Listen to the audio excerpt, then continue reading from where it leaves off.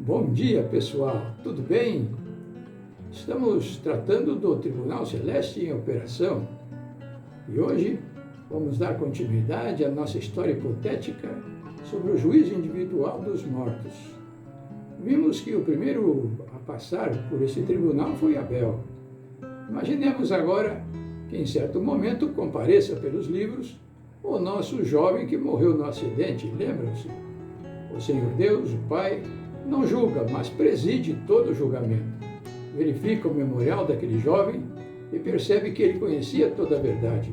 Participava dos cultos de adoração, dava os dízimos, fazia trabalho missionário, mas apesar de ser um jovem promissor, o seu caso estava muito embaraçado, porque no contas correntes, além de outros pecados menores, constava o seu romance ilegal. Deus então perguntou ao Senhor Jesus por que não havia se apresentado para defendê-lo e também por que a situação daquele jovem ficou assim tão complicada.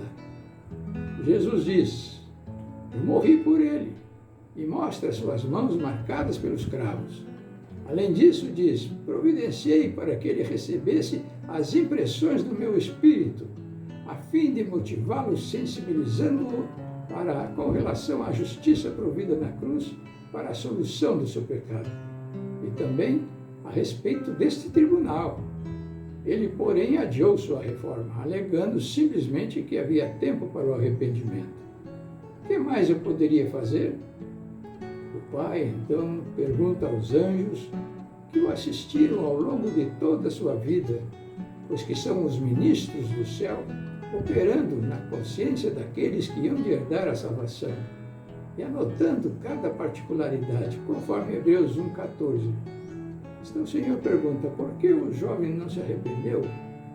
Os anjos certamente responderam que fizeram todo o possível, chegando a interagir com seu pastor, com os anciãos da igreja, com a esposa e até mesmo com os amigos, no sentido de convencê-lo a mudar de vida para se batizar. Quando ele andava sozinho, muitas vezes insistimos com ele para que se convertesse, mas ele não chegou a tomar a decisão. O que mais poderíamos ter feito?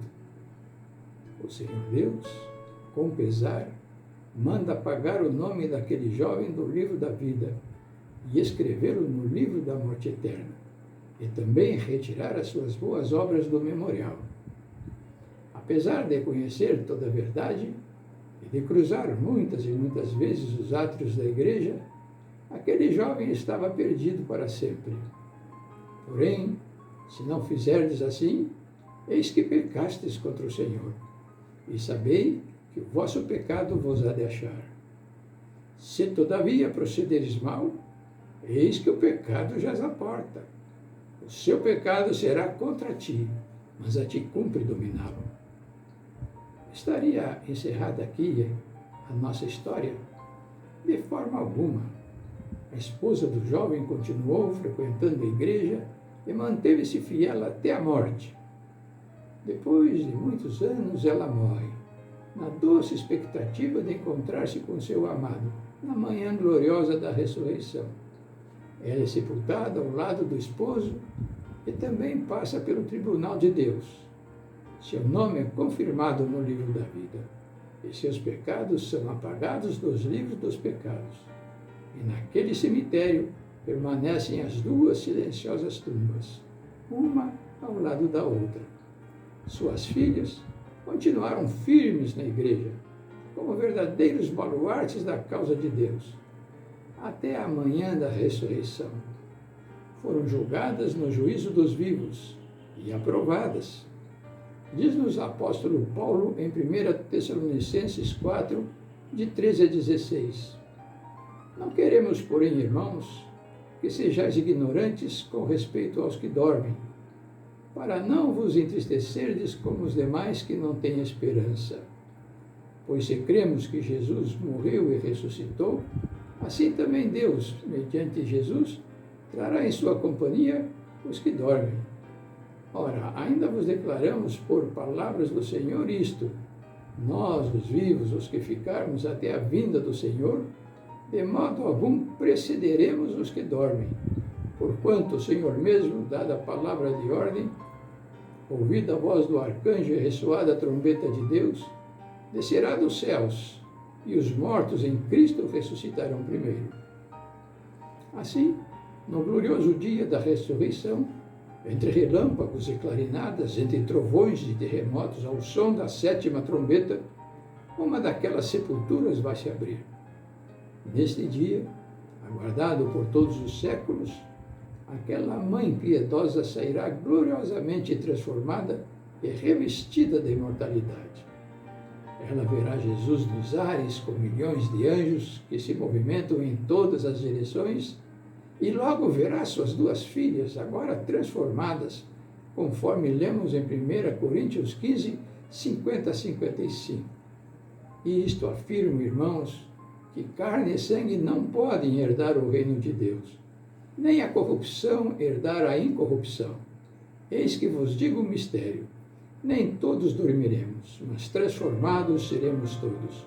No momento, em um abrir e fechar de olhos, ao ressoar da última trombeta, a trombeta soará, os mortos ressuscitarão incorruptíveis, e nós seremos transformados. Porque é necessário que este corpo corruptível se revista da incorruptibilidade, e que este corpo mortal se revista da imortalidade.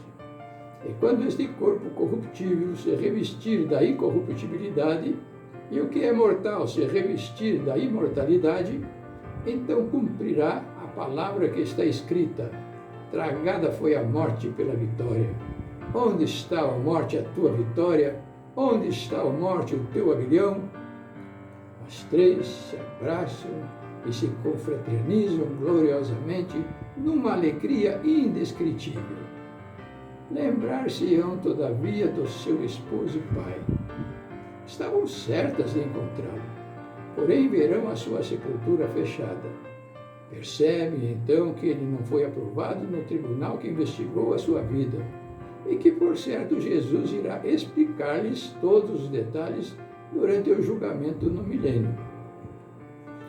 O que se passará com elas neste momento? Nós não sabemos. Mas uma coisa é certa: se houver uma nuvem de tristeza, esta será com certeza grandemente compensada pela esfuziante felicidade daquele encontro triunfal com Jesus.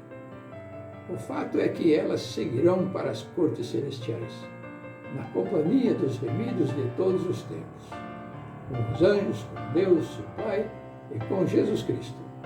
Agora elas começarão a entender em sua plenitude o que disse o apóstolo Paulo: nem olhos viram, nem ouvidos ouviram, nem jamais penetrou em coração humano o que Deus tem preparado para aqueles que o amam. 1 Coríntios 2, versículo 9. Estaria encerrada aqui a nossa história? Claro que não. Nós precisamos parar por aqui, porque já venceu o nosso tempo de hoje.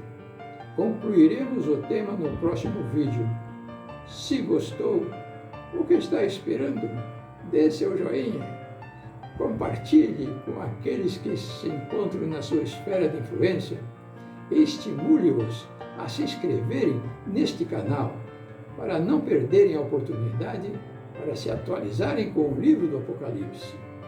Fiquem com Deus e até o próximo vídeo, se Deus quiser.